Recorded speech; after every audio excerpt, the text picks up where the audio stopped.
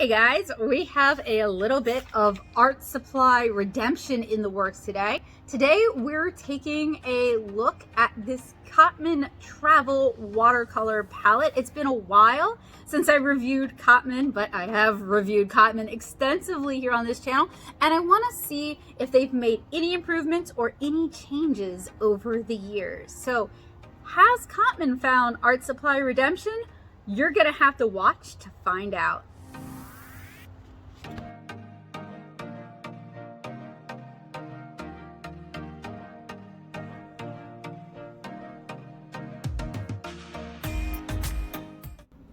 Today, we are giving Winsor Newton's Cotman watercolors a shot at art supply redemption. Are these better? Are these worse? And are these just a rebrand of Phoenix Watercolors? Hopefully we can answer some of those questions today. What do I mean by are these just a rebrand or a white label of Phoenix Watercolors?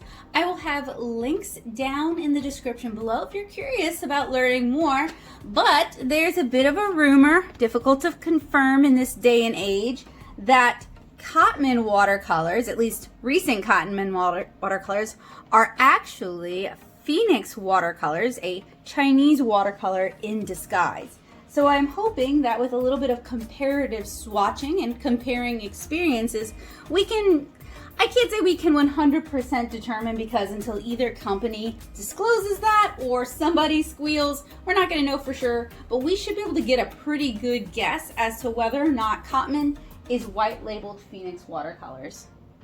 Longtime viewers of the channel might remember that a while back I did a big comparative review comparing the different Winsor Newton Cole Arts watercolors. We talked about Reeves, we talked about Cotman, and we talked about Winsor and Newton. I'm going to be referencing those videos as well as including some snippets from those videos just for context, but I am assuming that these Cotman, which were purchased like 12 years ago, so they're a pretty old set, I am assuming that they have changed their formulation in the interim.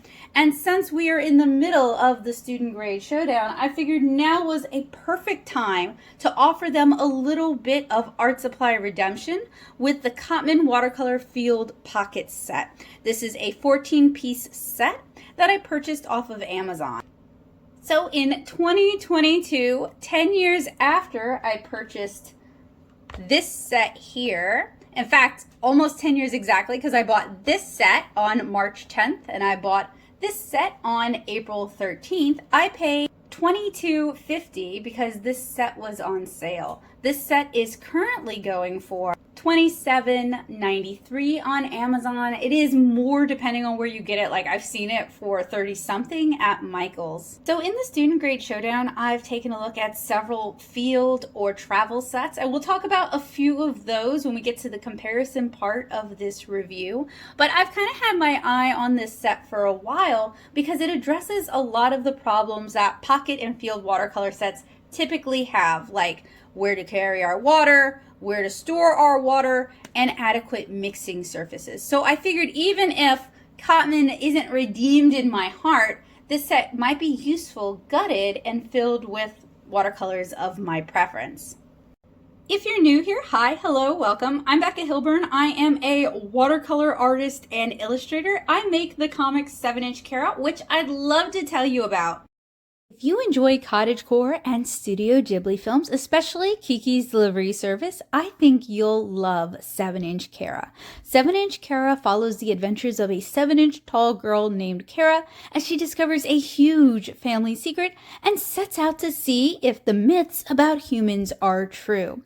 You can read all first 8 chapters at 7inchcara.com.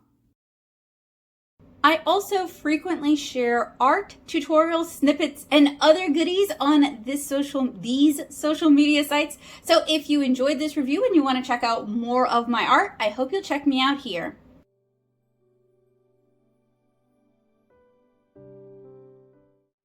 And videos like this one, reviews like this one, where I purchase the supplies out of pocket to review for you guys, because I figure I can give a more honest review if I paid for it out of pocket and I feel those pennies.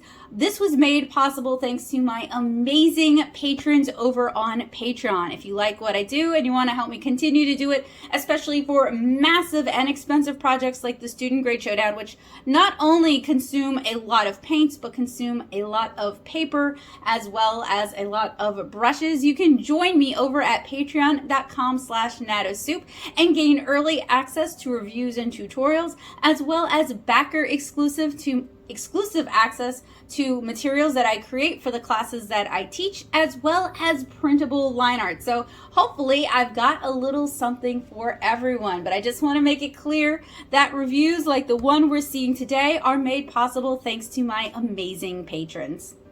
Today we're here for three purposes. One, we're here to figure out if the Cotman watercolor palette is worth your money as a student grade palette.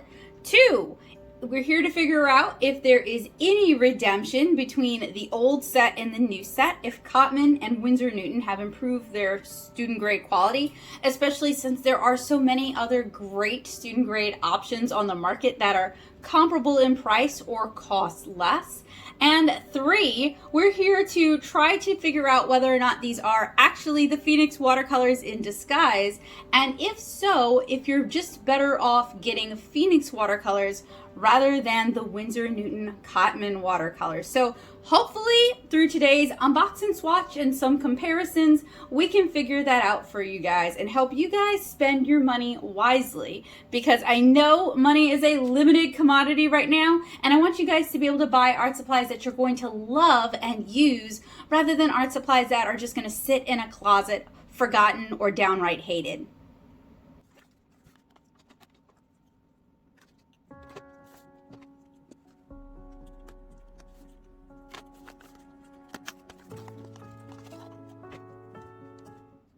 This palette is pretty simply packaged. It came in this form-fitting cardboard box. The back of the box has a large sticker on it, which makes it a little bit harder to read the information on the back of the box, which I don't really appreciate. Amazon, you could have literally put it right here. That would work better. So it says, discover 12 Cotman watercolors made with quality fine art pigments in a pocket-sized set. Includes a travel brush, sponge, and water bottle. Now, again, when they say fine art pigments, this is a student grade set. There's going to be a lot of hues. There's going to be a lot of substitutions. That can be fine, but that's typically done to save money for a student grade set like this. I am going to try to remove the sticker and then read the colors in this set out to you, especially because it contains the pigment information, and that is actually pretty useful for our purposes today. All right, I was able to get most of the sticker off, so I apologize.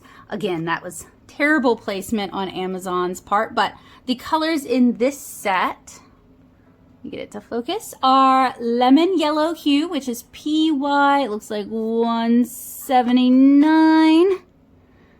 Let me see if I can fix that. All right, I got more of the sticker off. So lemon yellow hue, PY 175. Cadmium yellow hue, PY 97, PY 65. Cadmium red hue, PR 149, PR 255. Yeah, 255. Alizarin crimson hue, PR 206. Dioxine purple, PV 23. Ultramarine, PB 29. Cerulean blue hue, PB 15. Sap green, PY 139. PG 36. PR 101. Burnt Sienna, PR 101. Burnt Umber, PBR 7, PY 42, Payne's Gray, PBK 7, PB 29, PB 15, and Chinese White, PW 5. So there are 1, 2, 3, 4 hues in here, and there's also several colors that are like 2 or more pigments. Most notably are sap green and our Payne's Gray, although there's several single pigments in here. Again, there's multiple pigments. And the reason that is a problem is just that it can sometimes make for muddier mixes.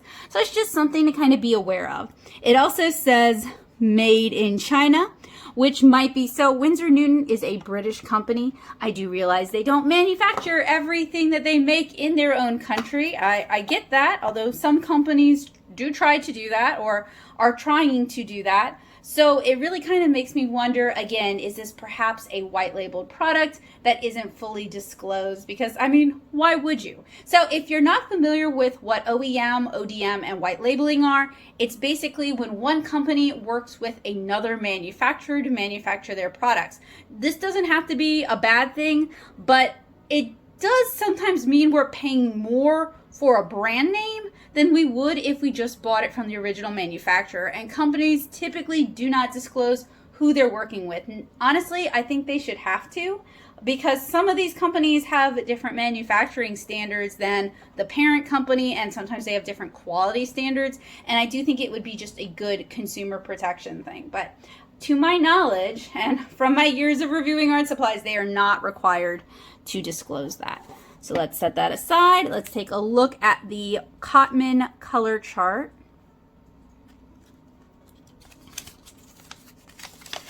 I'm not going to read the whole pamphlet for you guys today, but we do have some techniques that we can utilize. Speaking of techniques, though, if you're interested in learning watercolor, if you're here because you're new to watercolor and looking for a palette that might make you happy, I have loads of helpful tutorials from the absolute basics, even watercolors for people who don't draw or are not comfortable with drawing, as well as more advanced illustration walkthroughs and tutorials. If you are interested, make sure you check the description below. I'm going to put all my links, my show notes, and of course my recommendations.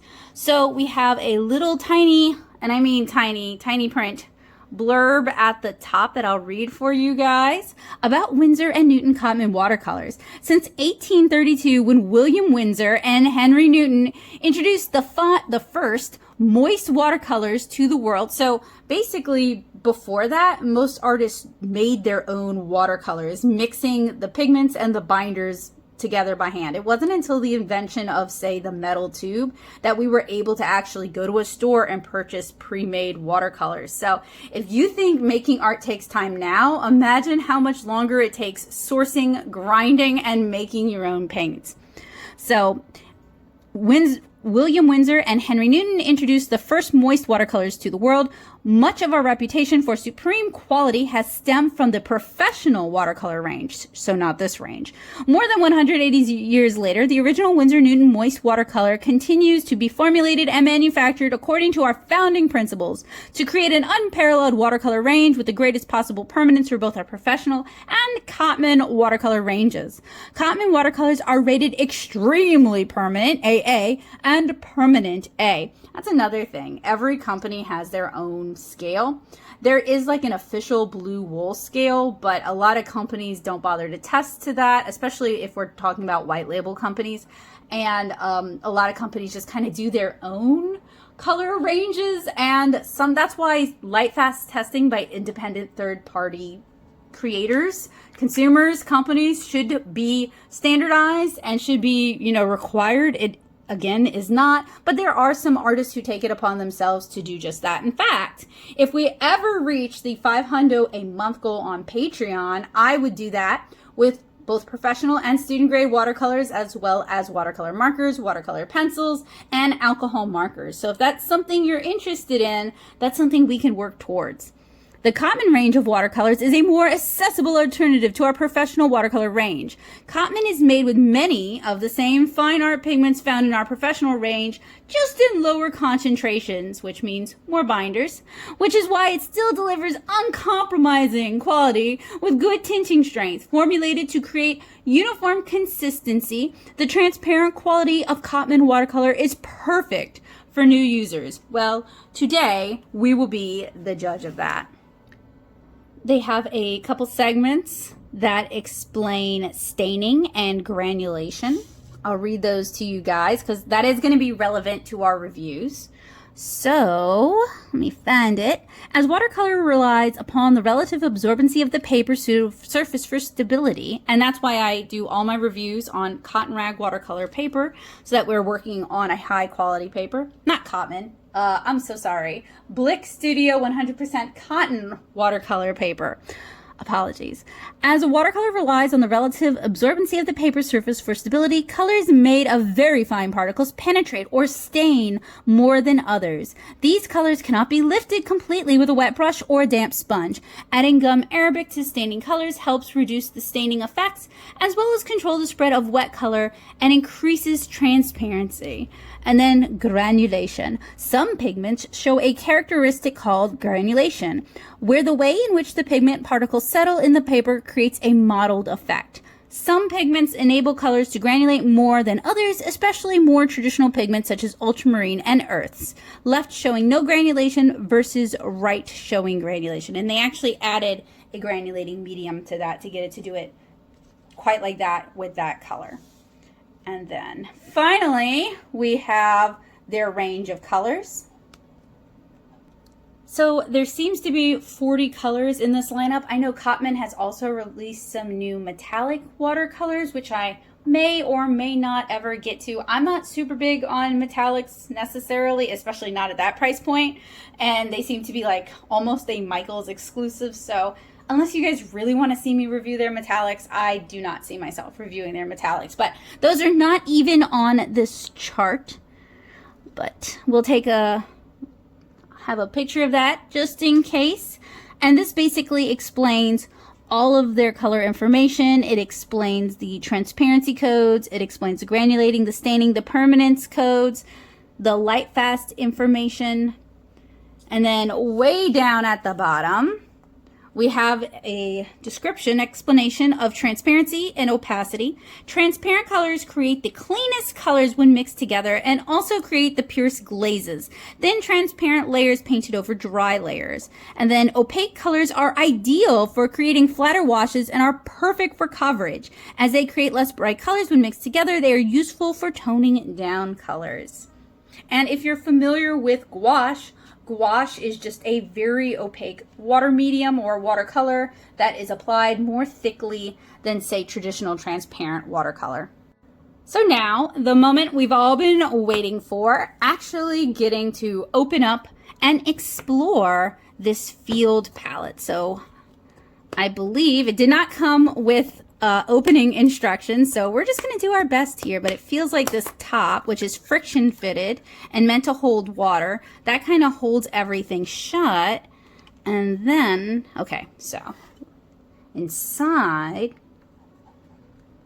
we have our water bottle, we have our brush, we have two folding palettes, we have all of our half pans. We have a bit of natural sponge, which is actually kind of nice to see because I really hate those synthetic sponges. You can clip your water cup to the top, and then on the back, we have a ring.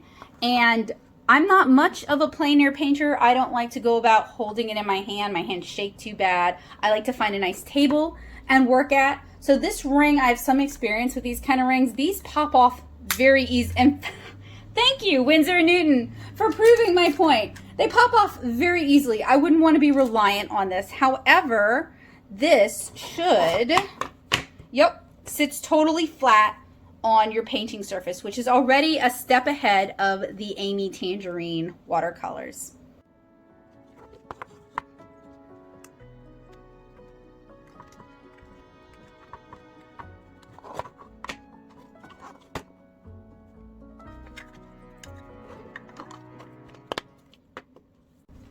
So in general, so far, I actually really like the construction and the build of this travel palette. It does not feel cheap the way a lot of travel palettes feel.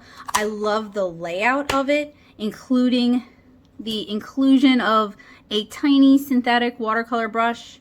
This would be really nice for very small details. Does the water bottle pop out? It does. I just think it's neat. Mine's a little dirty for some reason, not super sure why. You could even like spray paint the interior white and use this as an additional mixing surface in addition to this if you want to, or you could use like some Yupo. We do have our two mixing surfaces.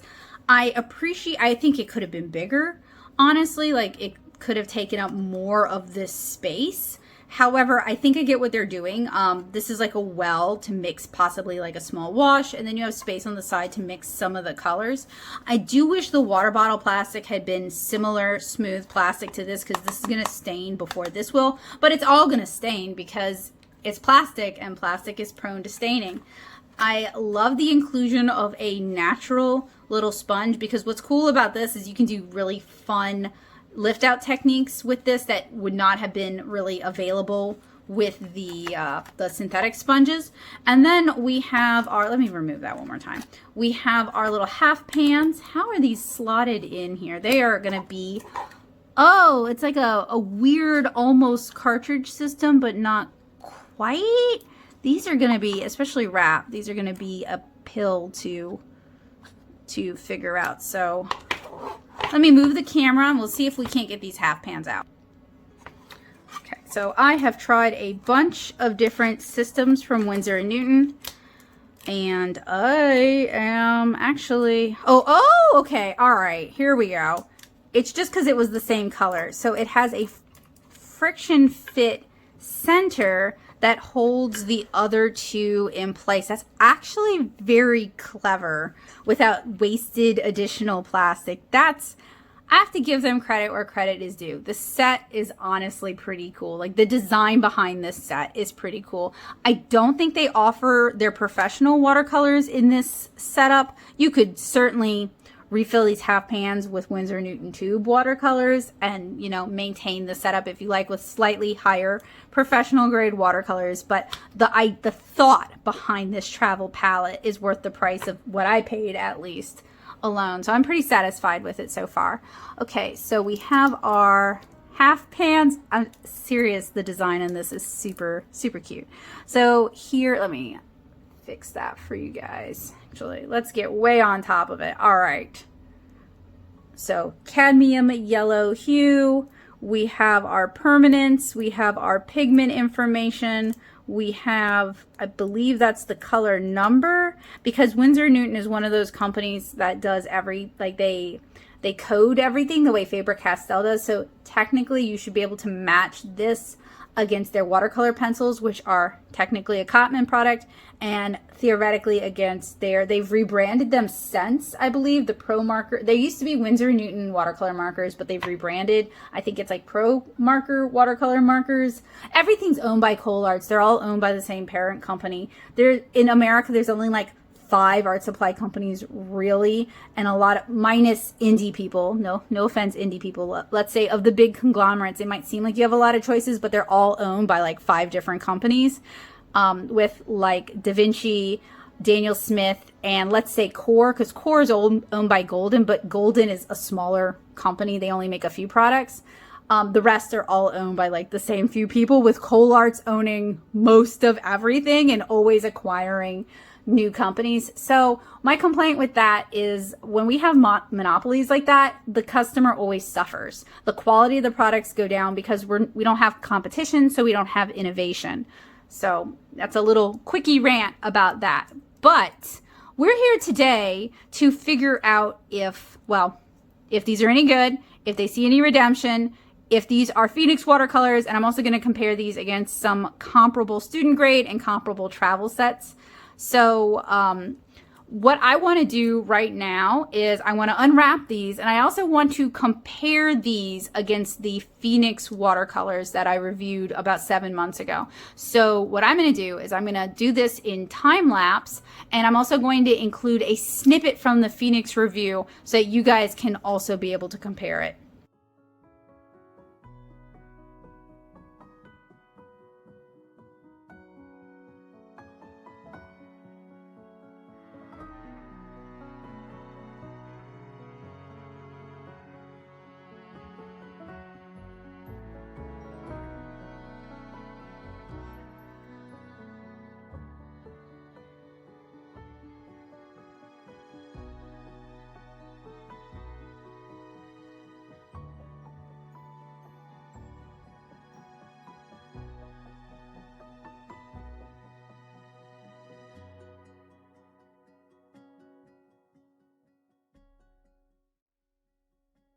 had a really challenging time unwrapping these watercolors. I do think the slotted cartridge system is quite interesting. They are double wrapped, so they have a belly band going around them, and then they are wrapped in plastic, and that's what's a little bit challenging about them. They do have the name and color info screened on the side, and as you guys can see, these are a fairly dry extruded watercolor cake. Putting them back in the palette is a little bit challenging. You got to do it just right to be able to actually get them to fit. So I would pay close attention to how you get them out, because you're going to have to reverse that to put them back in.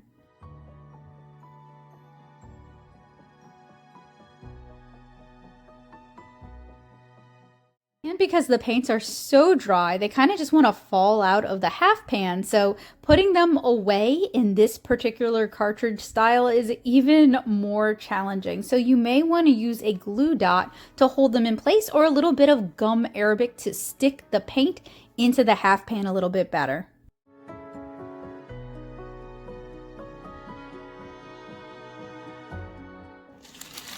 This palette didn't generate as much waste as some palettes I reviewed. Here is all the wrappers for you guys. These were surprisingly difficult to unwrap. I don't think the Phoenix watercolors were as challenging to unwrap, but they did have several similarities, and I'm interested to see how these swatch and hopefully be able to compare the two. So for our next test, we're going to do some swatching, and I would like to use most of what is included in this. I am not going to use the teeny tiny travel brush, because that's just not going to give us a very good idea of what the swatches are going to look like. I'm going to use a regular standard size brush.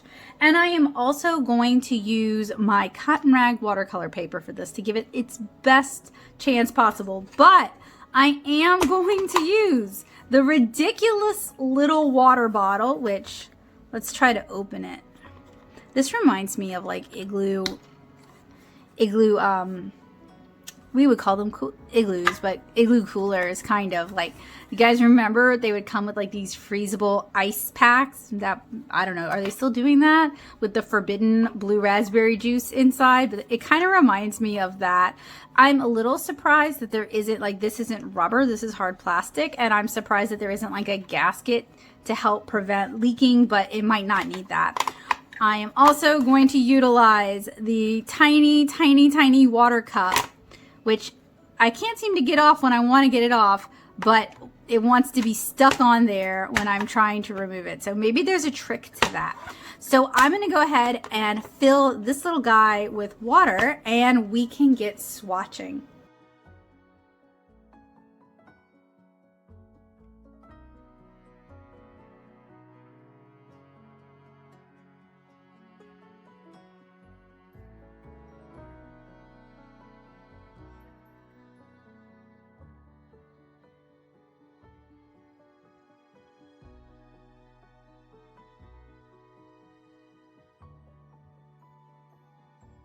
So although we're not going to review this travel palette out in the field, that would have been a cute idea, but very challenging to actually record. I want to kind of recreate the travel scenario. So I'm folding it back up as though I was traveling. I'm going to use a Copic marker to put down a non-water soluble black line, and this is going to help us test opacity. And then I'm opening it back up all the way. I've filled the little water bottle with water, so we're going to see how much this fills our cup. Not even halfway, basically. Not a whole lot of water in this cute little water bottle. You might be a little bit better off if you were working with just a regular bottle of water. So you guys can see the colors lightened up pretty significantly when we added water. That is indicative that there are optical brighteners and extenders afoot. I did notice that these colors don't necessarily have a lot of opacity to them. They feel a little bit thin. Now, some of these colors should have some opacity, should have some coverage to them. So when we see no coverage and no opacity variation, that's not a good sign. That said, for the most part, I like the color selection included. I'm not really a fan of the inclusions of white, watercolors and travel palettes like this, they're usually so weak that they're not worth keeping around. If you guys are curious about the colors and the pigment information, I'll have that listed out for you guys down in the description below. Unfortunately, I do not have full show notes for this video. I don't know why. I did take notes for you guys, but when I went to grab them so I could do the voiceover, couldn't find them, so not so great. As you guys can see, this tiny little water cup gets muddied very quickly. So I'm going back and I'm doing my mass tone swatches. This is the color at its full intensity and its full saturation. And this is going to give us a good idea for the colors that are actually in this palette.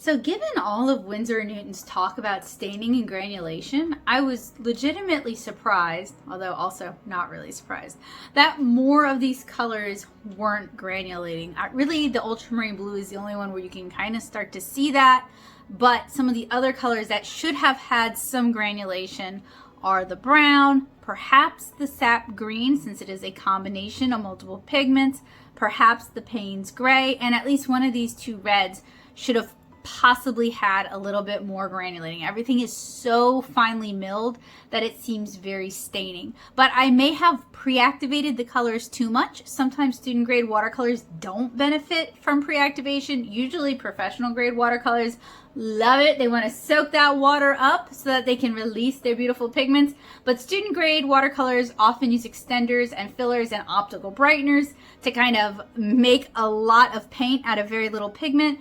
And those don't always do so well when it comes to pre-activating. And I'm kind of thinking that maybe the Phoenix watercolors didn't handle so well with that either.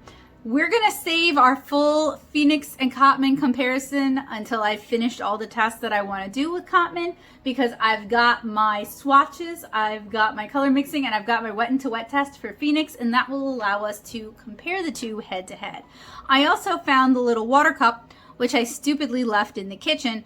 It pollutes very quickly, and so you are painting with muddy water very fast. And this little thing here, well, not even showing it, this little thing here that looks kind of like a hot water bottle doesn't even hold enough to fill it halfway. So I know Cotman has other field sets available. One of them has a bigger little water bottle thing.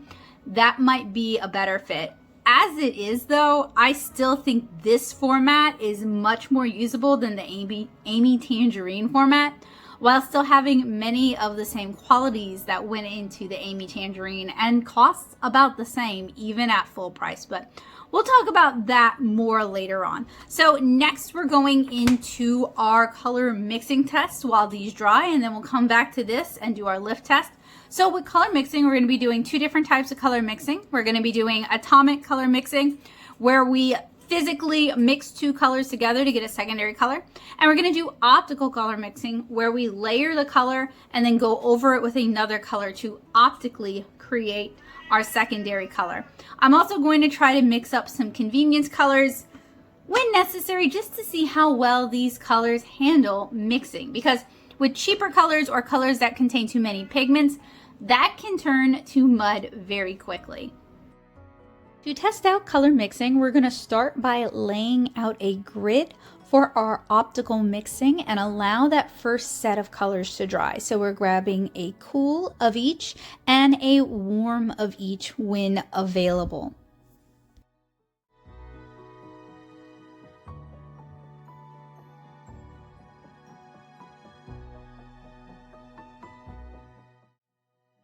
Next, we're going to move on to atomic mixing, where we take two colors and smash them together to get a secondary color.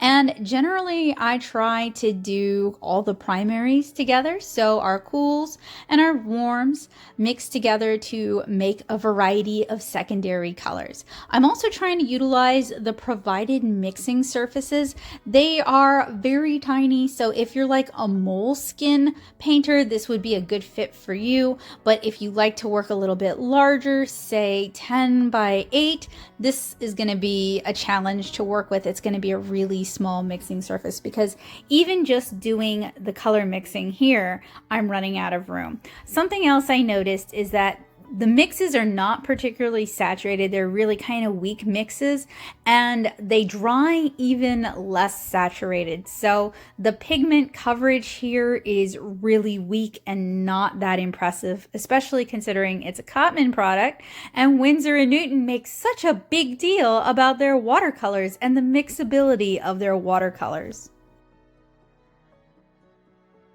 Going back to optical mixing, we're now going to glaze our colors on top going the other way. And these are capable of glazing and creating secondary colors through optical mixing.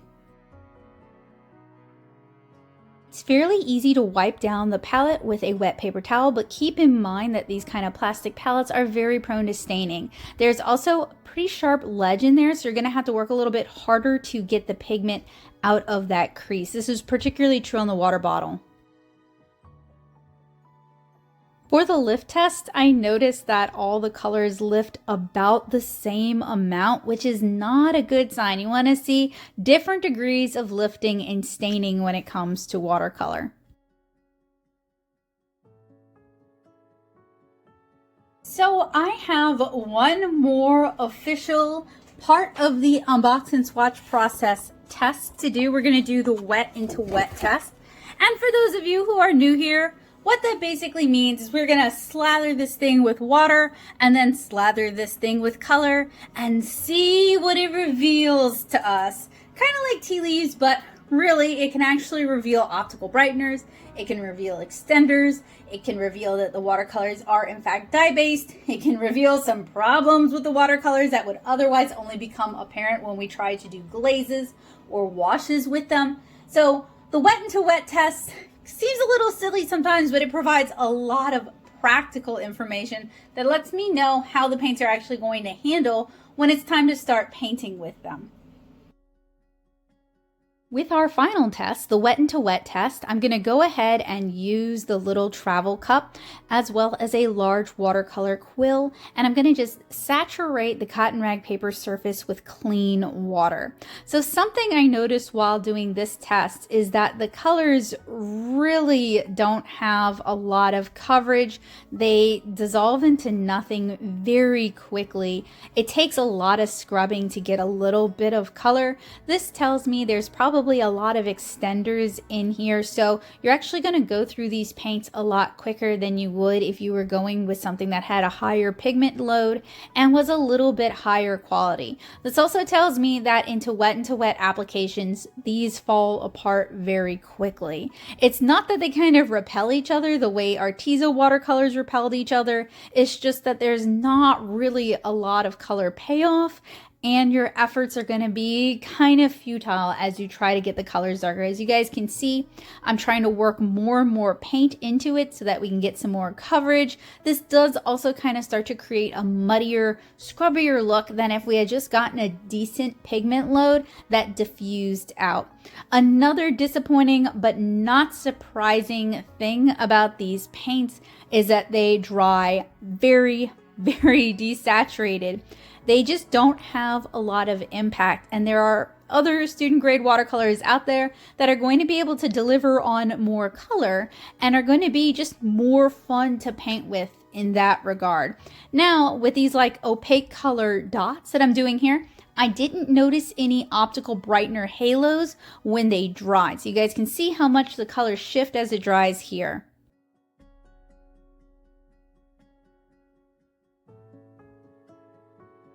Something I found interesting, intriguing, disappointing about the Cotman watercolors is they dried a lot lighter than they went down, and they were already pretty light.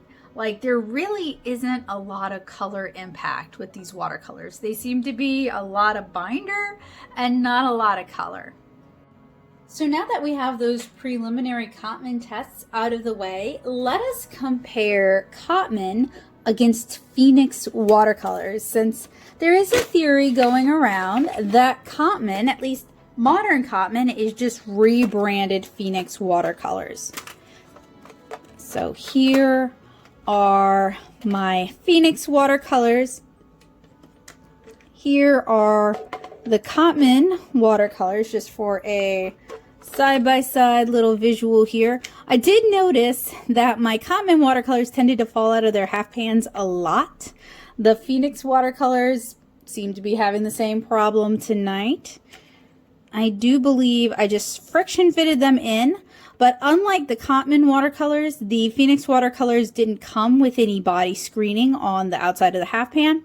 So I taped the color information to the bottom of the half pan, which I didn't need to do with the Cotman watercolors because that came on them already. And I think while, like, even just looking at the half pans themselves seem to be a little bit different sizes. The Phoenix ones seem to be a little squarer than the Cotman ones. Now, that doesn't necessarily mean everything.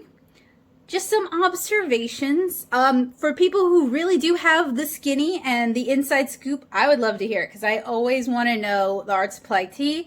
I want to know who is manufacturing for who. I want to know where to get the best deals and how to point you guys in the right direction for art supplies that you're genuinely going to like. So this is speculation on my part and just kind of noting some differences. We're not going to talk about the actual packaging because honestly, I have seen watercolors repackaged 1,000 different ways. Like those Amy Tangerine watercolors are just superior watercolors repackaged. But typically with OEM, ODM, and white label products, they're not going to re-half pan it. They might put it in a different palette, but they're probably not going to pry it out of the half pans and put it into a different half pan unless the company is actually manufacturing them for the other company, which might be the case with Cotman. A lot of companies take the way cheaper route though.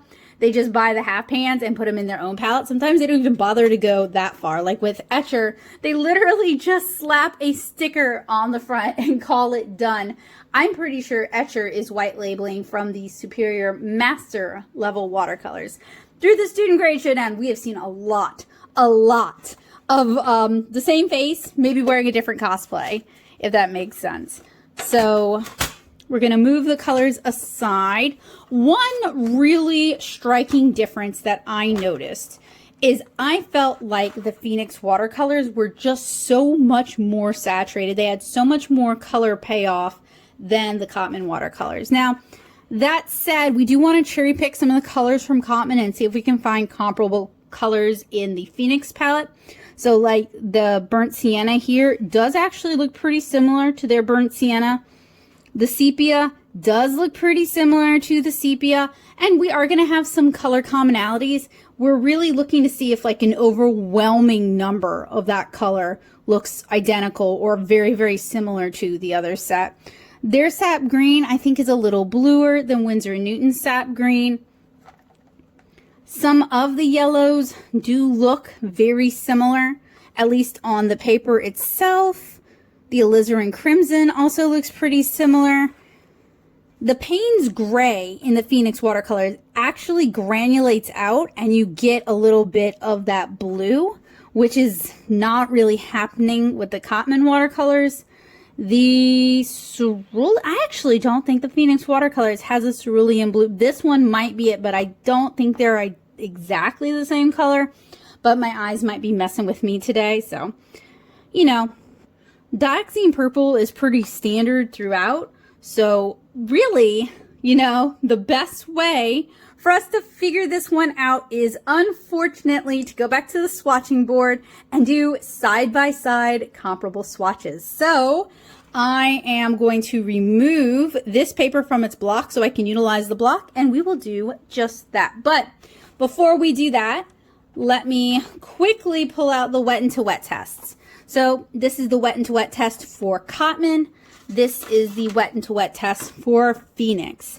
And I did use some brighter, more saturated colors for Phoenix because they were available to me. But all in all, I think the Phoenix watercolors are more saturated and more vibrant than the Cotman watercolors. Here's the mixing test for the Phoenix watercolors. I felt like my color mixes with Phoenix were in general easier to mix, more interesting granulation. The colors were less muddy than Cotman. The Cotman colors are really desaturated and muddy. The Cotman colors are really just disappointing. I remember at the time that I was reviewing the Phoenix Watercolors, I had just finished with the Rosa Galleria, and I really liked the Rosa Galleria. Are they a good fit for me? No, they're a little too opaque, as you guys will see in the Rosa Galleria field test, but I think they're good quality watercolors. The Phoenix Watercolors let me down a little bit, but I remember being a lot more disappointed than I really should have felt, because looking at this compared to all the garbage I have seen since, the Phoenix Watercolors are really pretty decent. I would even say I think they're a little bit better than the Cotman, but we're going to go do some head-to-head swatches and see if we can find out for sure. I'm breaking out the Copic marker. We're going to do 2 lines to test opacity. On the top, we're going to test or swatch the Cotman set, pretty similar to how I swatched it earlier on in the video, where we've got basically a long line of color. This is basically in mass tone because I want to be able to really judge the colors against each other in the 2 sets. When working with the paints like this, I feel like it's not really indicative how weak these colors are, but keep in mind this is mass tone and it just doesn't really have a lot of color impact, especially compared to like Superior or the Mei-Liang pigment sets that I've reviewed in the past. And as you guys can see, the white has very little coverage. So now we've got the Phoenix set. I'm doing my best just to, from eyesight, match the colors. I think I did a pretty good job of it, and it's taking me a little bit longer since this is a 45 color palette and I have to be kind of picky choosy about which colors I'm picking. I can't just go bam, bam, bam, bam, bam. But as you guys can see, they are very, very similar. Now, to a certain degree, paints that use the same pigments are going to have some similarities. An ultramarine blue using PB29 is going to look similar to other ultramarine blues, but I felt like for the most part, these colors were too similar. And this is particularly noticeable in the neutrals, where I find from brand to brand, neutrals tend to behave a little bit differently depending on that brand's quirks. So I had my doubts about Phoenix being Cotman and Cotman being Phoenix until I did side-by-side color swatches, and they look basically identical. So if they are not being manufactured by the same company, they're getting their pigments from the same place and they're handling them in the exact same way. I mean, if I didn't have it labeled, we would not be able to tell one set from the other. They look like they're swatches from the same set.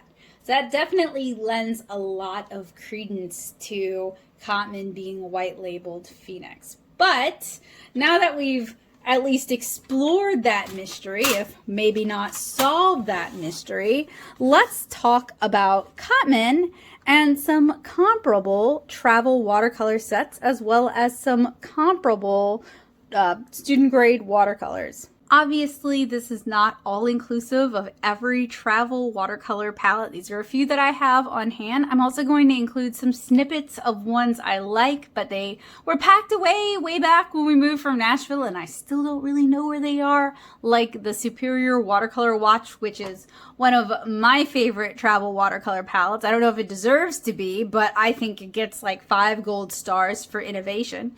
So we have here one of the earlier, let me see if I can get it open, Cotman travel palettes. And this is basically like a scaled down version of another one of their palettes.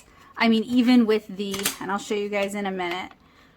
Oh, if I can't seem to get that loose. There we go. So this palette has these like clip things, so you can kind of extend your mixing surfaces a bit. And you can also remove your mixing surfaces completely so you can wash it out. Now, having had some experience with Superior's cartridge system, I now kind of wonder if maybe, it's pure speculation, but if maybe Winsor & Newton was working with Superior once upon a time and now they're not. Oh, I'm not going to go down that rabbit hole right now. Some of these half pans do actually have the Winsor Newton logo, which is funny because these did not have the logo embossed on them. I don't know if that is only for professional grade stuff, because I may have replaced some of the pans in this with professional grade pans over the passage of time. But one thing they do have is they do have, and you guys can't really see it, but it's basically like what the field palette had, right? Where the color info has been printed on the sides of the half pans, which I don't know who's doing that. I don't care who's doing that. I love it. Please keep doing that. And then you can just, when dry, of course, pop these half pans out to replace them. I do believe these take standard size half pans.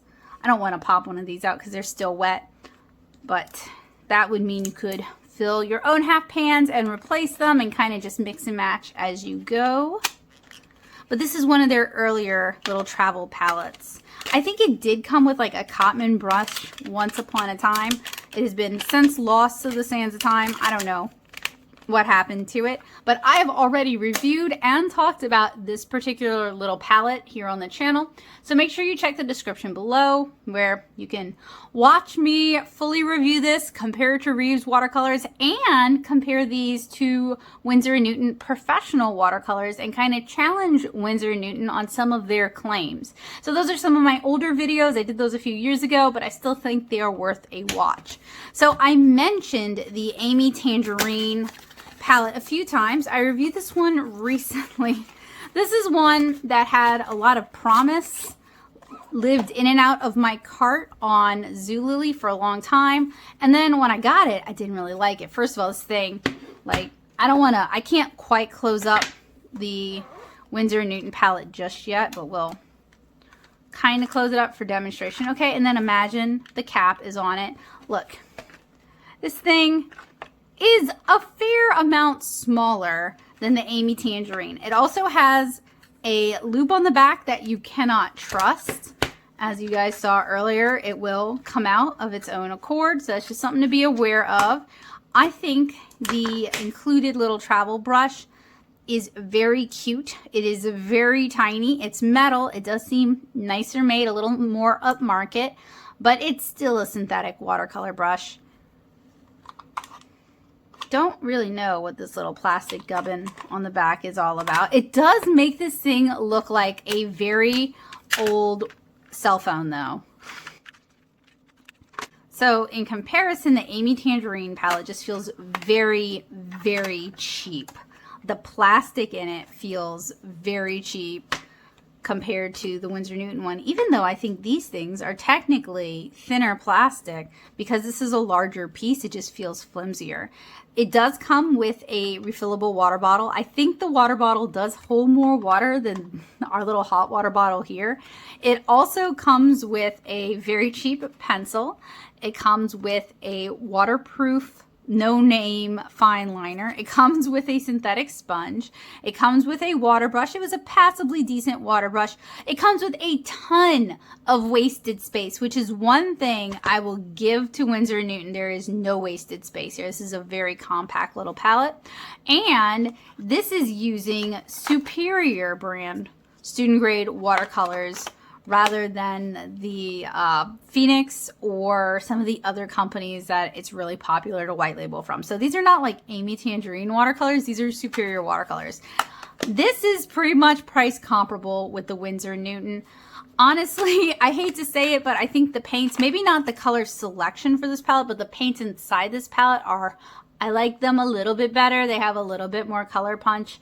I like Superior a little bit more than I like Phoenix, but everything else about this palette is Superior palette. And let me pull one of these cartridges out so you can see. Okay, so not identical to the Cotman, because this one only holds 4, this one holds 6, but definitely some inspiration there.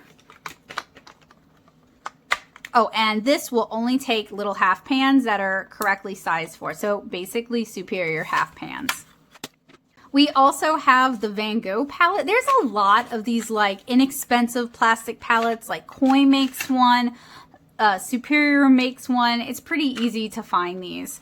So this is the Van Gogh palette, another one with a lot of wasted space. It's not nearly as compact, but they are both student grade palettes. This one is in the $30+ range, so it's a little more expensive. I think so this is their included travel brush. It is a larger size. It is very easy to ruin this thing. So I have to wet it down when I put it up to try and not exacerbate the problem. But you can use this little pry bar here to remove your mixing tray so you can wash it, or and I've broken one of their travel brushes just using it the regular old way, but you should be able to use it to pry out the Van Gogh half pans. This is another one that only takes, so there's our branded Royal Talons. This is another one that only takes half pans of this exact correct bespoke size. So if you want to reuse this palette, you're gonna have to refill these half pans with your own watercolor. Oh, and I don't think it comes with a travel ring on the back, which is kind of surprising. They call it a pocket box, but it's definitely bigger. It's almost as big as the Winsor Newton Field palette, totally unfolded. So I think it's a little unwieldy. So then we have another Superior product. This is one I actually really like. So this is their travel cup. It might actually be my like legit favorite, but my rationale is all wrong. You get all of this rinsing space. You also have a brush rest, so your brush isn't rolling all over the place. You also have a brush rest, and it comes in 3 sizes, so your brush isn't rolling all over the place. And then this thing, so you fill it with your own paint, which is why it kind of doesn't count, because it comes with the paint in it, so you can really customize the palette to what you like. This is my Botanical Garden palette, and it's just a variety of brands and colors that I think really work well for painting flowers. It has, I use this as a mixing surface. Not sure if it's meant to be, but I use it that way. It does get stained. And it also has one of these gaskets, and I haven't used this in a couple of years, so they've probably dried out quite a bit, but I'm sure with a spritz of water they would activate very quickly. But in terms of like practical on the go, like going to the botanical gardens and painting, I actually like this little palette the best. I made my own color map for it because I don't like to like walk around as I paint. I like to find a table and kind of camp. So my needs are going to be a little bit different, I guess. I'm not setting up with an easel. I'm not trying to hold everything and paint at the same time. If I were trying to hold things, like if I were like a tourist in a city and I was trying to paint the buildings, I have a really old Kuretake pocket palette that actually works really well. I went with me to Japan a couple times actually, and it was very easy to use even while just standing there and painting and sketching in a moleskin. Obviously, it's easier to sit and do it, but it was very easy and the paints activated very quickly. Or that Superior travel watch thing. It is ridiculous. I love it so much though. That would also be a good kind of plein air sort of thing. Kind of on that note, but not really. So this is branded Royal Langnickel, but it's a white label from Superior. So these chiclet style palettes are an option. I actually really don't like these chiclet style, like this particular iteration. They have a folding screen one that I like a lot better, but it's not nearly as portable as this. So this is an option. It's a very compact option. I just struggle to use it, so I don't particularly like it. So what's kind of unfortunate is that in terms of format, I really like the Cotman pocket palette, field palette, whatever you want to call it format. I think this is really compact. I could see myself bringing this with me the next time I go to another country and I want to do some plein air painting, but I don't like the paints. I'm going to gut the paints, but I knew that when I got this. See, I paid 20 bucks for this thing, and I knew there was a high probability that I was going to gut it and fill it with something that I like better. So I'm probably going to gut this thing, especially if it'll accept any size half pan. And actually, that's something we can go ahead and test right now. Okay, so this is a cheap Meeden half pan. I have like a million of these. I use these to decant my tube paints into, so it's something that I use a lot. For some reason, there we go. Okay, let's just try. They're not fully dry, so I want to be kind of careful. Slip that out. Slip that. Oh, okay. All right. So it takes a little bit of like fighting, but I could get it in. And let us try replacing one of the paints on the side and see if it will still work. It does seem like it will accept your half pans, so I mean, that's what I'm going to use this for. I'm going to end up gutting this and maybe making like, since I have like a botanical garden palette, I might make a palette that works really well for cityscapes or urban painting and just replace it with colors that I actually like and paints that I actually like, because the Cotman quality is just not really that good, and I really wish Winsor & Newton would do something about that. So we've talked about travel palettes. Let's talk about some other, not all inclusive, because I reviewed so many student grade palettes, but let's talk about some other student grade palettes. Since we just talked about some other student grade palettes, I'm going to keep this list just really, really short. So we're going to keep it like my top faves. So we're starting with the Mei Liang Pigments palette. This is manufactured by Paul Rubens. This is their student grade. I really like this palette.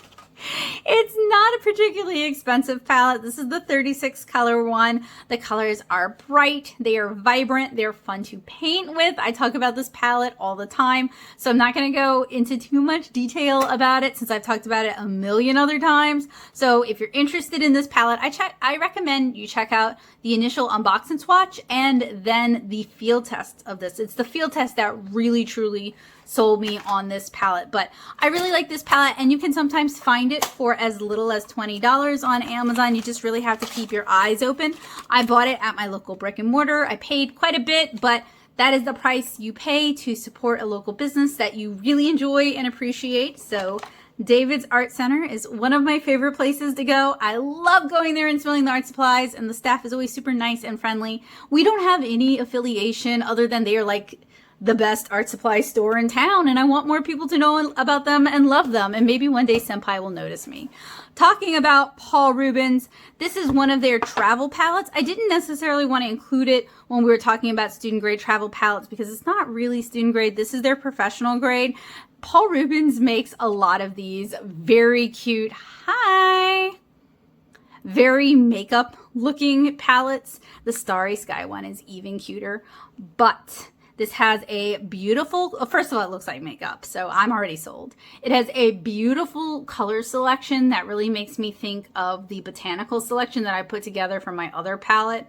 And the paints are really high quality and they're a joy to use. I still haven't done the field test for this palette, so keep an eye out for that. But I have a joint review where I reviewed a regular Paul Rubens half pan set and this set. And I ended up liking the color selection of this little cutie more than I liked the color selection in the regular Paul Rubens set. So that's why I'm recommending this one.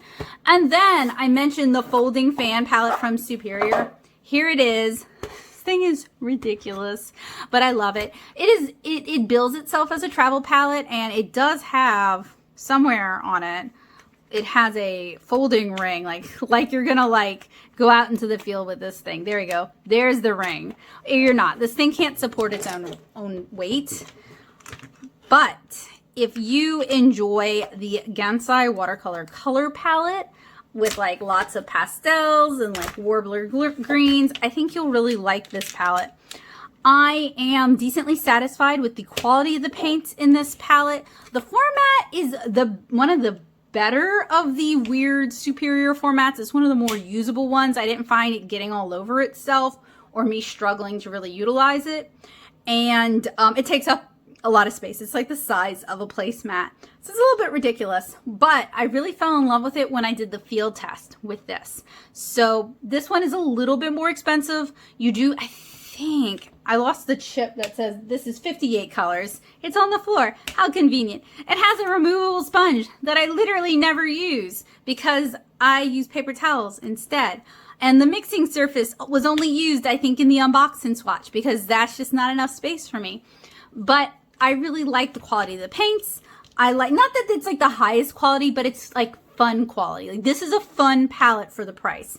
I love that they are in their own little ridiculous half pan looking things, and you could swap them around and move them around to customize your palette. There's just, this thing is so quirky, and I just happen to really like it. So since you guys may have found me because you were looking up Cotman watercolor palettes, I definitely wanted to talk about some other watercolor palettes that you guys might not know about, as well as some other potential options for travel watercolor palettes. So does Cotman see art supply redemption today? No, no, no, no, no. No, no, no, no, not really. The paints themselves are not really better. They're still kind of a desaturated mess, and they still kind of remind me of what I don't really like about student grade watercolors. It's a good thing that I've reviewed things like Superior and Mei-Ling, because those really kind of changed my opinion about what student grade can actually mean.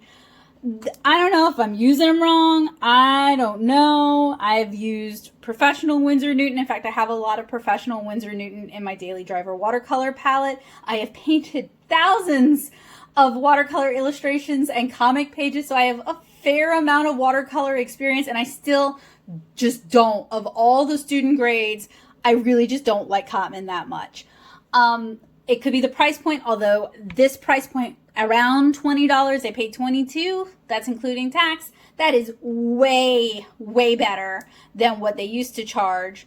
But no, no, Cotman did not find redemption with me today. At least the paints inside didn't. That said, I really like this weird little palette of theirs. I can swap this out with my own half pan, so I can really make this palette my own. And even the world's tiniest little water bottle that is almost useless because it is so tiny has me kind of charmed. And I love how they like figured out how to get more mixing surfaces in this little set.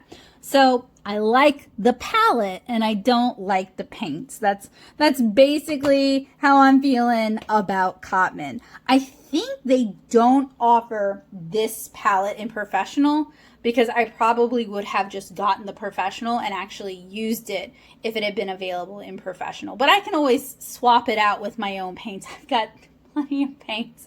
That's not a problem that I have here. I could even put like something weird in it, like the Paul Rubens fluorescence, and just, you know, call it a day. So I don't like the paints, but I do like the palette, and I would say that means Cotman has not found art supply redemption yet. I wanted to include some footage from their website for context. So I did actually get a chance to sample the Cotman watercolors.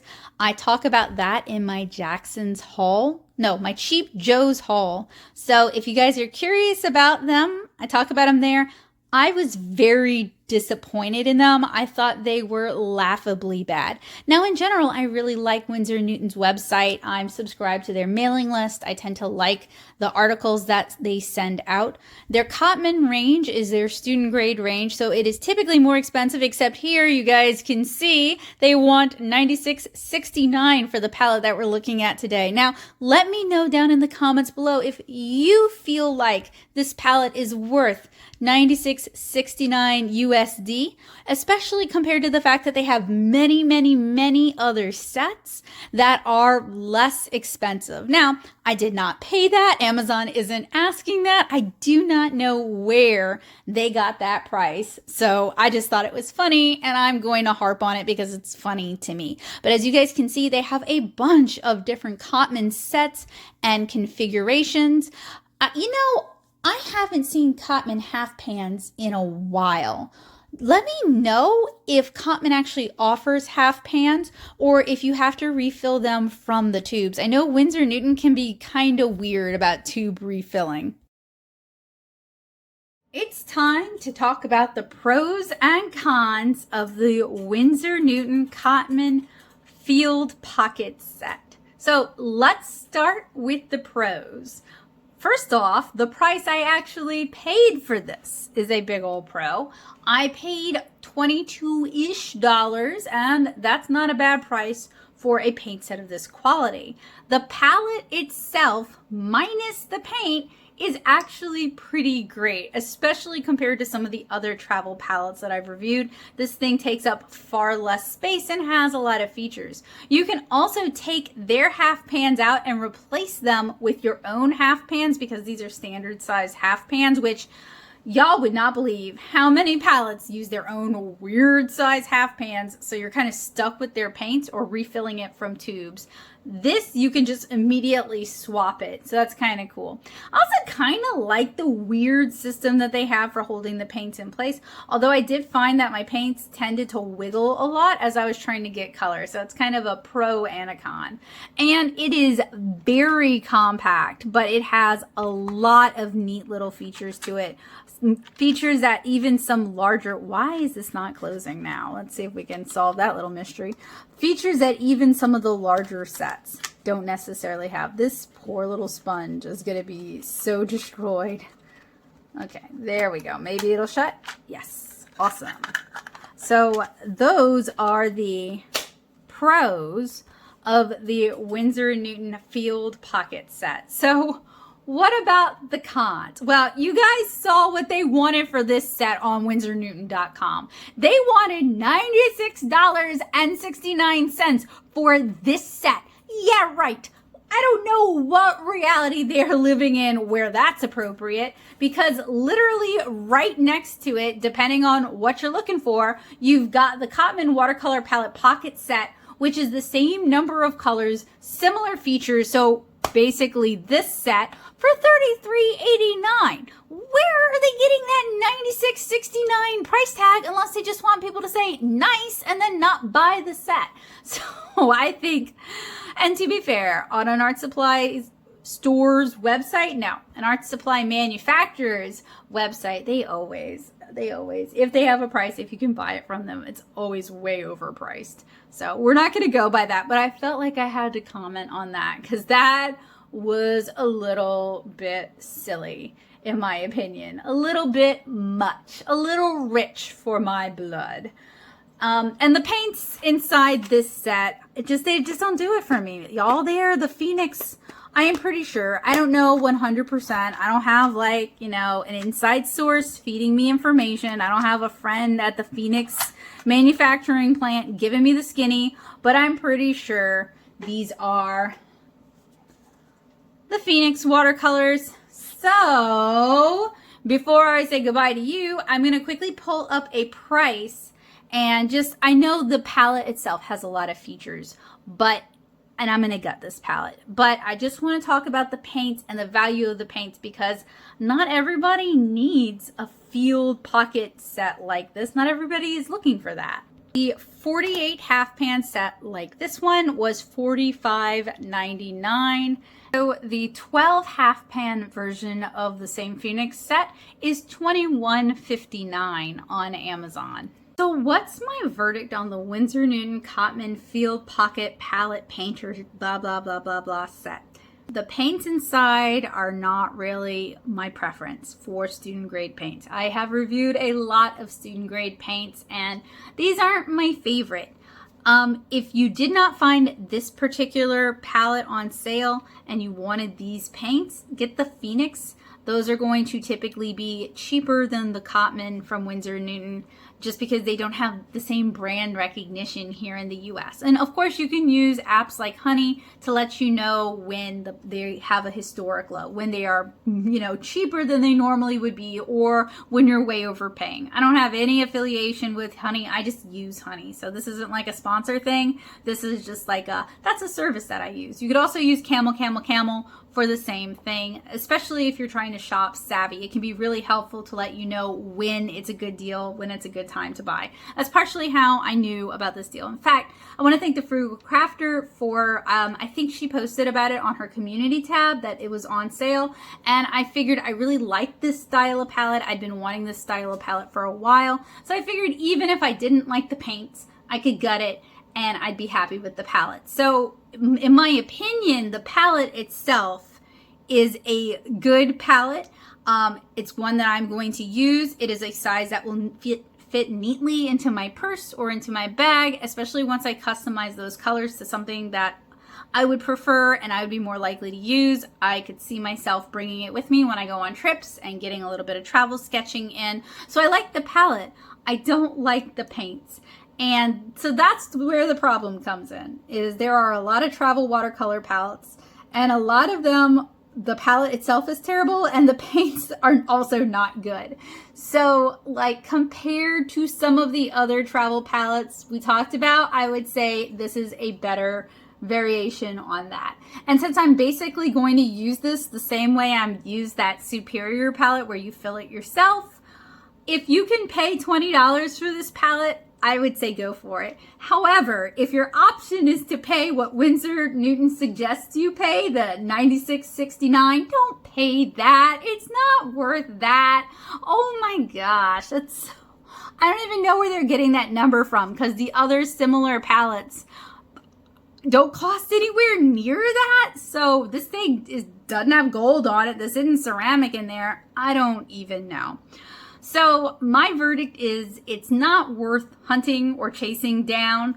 It's not worth paying a lot of money for. If you want it for the paints inside, there are better palettes, and we talked about some of those better palettes earlier. However, if you want a small compact travel palette and you're going to sub in your own paints, on sale, this isn't such a bad deal, and you might get a lot of use out of it, and you might really like the features that it has. So I know that's kind of not a conclusive verdict. Oh, I guess I should cover my other 2 points. Cotman has not found art supply redemption from me on this day, and I'm pretty sure these are just Phoenix watercolors in a Cotman skin. So there, we have hit all the points.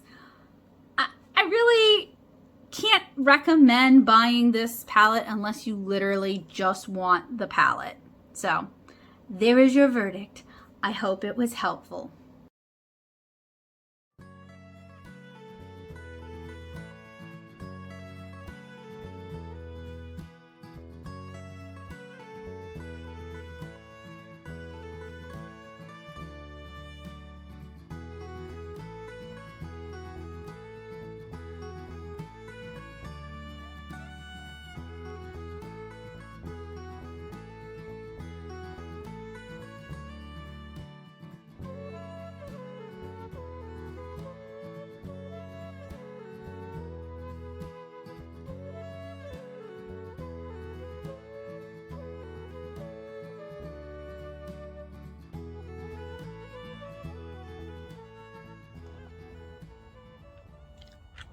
I think I've given you guys a lot to think about, particularly how similar the Cotman watercolors are to the Phoenix watercolors. So we did a lot of swatching today, including a head-to-head swatch comparing our Cotman to our Phoenix, and they are so similar. Was I impressed with this palette? No, I was no. Well, okay, that's not fair. I really like the format of the palette itself. So let me get this open. I really like that it has a little water cup. I really like the removable thumb ring on the back. I wouldn't entirely trust that. I really like the teeny tiny water bottle that is so cute and holds only the littlest amount of water. I really like that they've included 3 mixing surfaces. Like, they're really trying to make this work.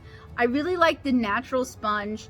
I like that they didn't do a water brush with this, that they did like a traditional brush, because not everybody likes water brushes. Are the paints inside worth it? Look, okay, I paid $20 for this set. So in my opinion, the palette alone is worth the $20. So I feel very good about this. Would I pay the price that WindsorNewton.com recommends? No, that's a joke. That's a joke, right? That's a joke. That's a joke. It's a little Halloween joke. It's a little fall joke, right, guys? I don't know. I wouldn't pay that price. So if you are looking for a decent little travel watercolor palette that really does seem geared towards travel, this could be it. This could be your friend. I mean, we talked about a lot of travel palettes, and I really feel like some of them are so unique from one another that it really starts to get into what your needs are. This could be it though. This is certainly better in my opinion than the Amy Tangerine set, and it costs about the same amount. So, however, if you're buying for the watercolors inside, if you're buying for the paints themselves, don't. The Phoenix, same thing, cheaper. Don't love them that much, but I haven't done the field test with them yet. They might get some art supply redemption with the field test.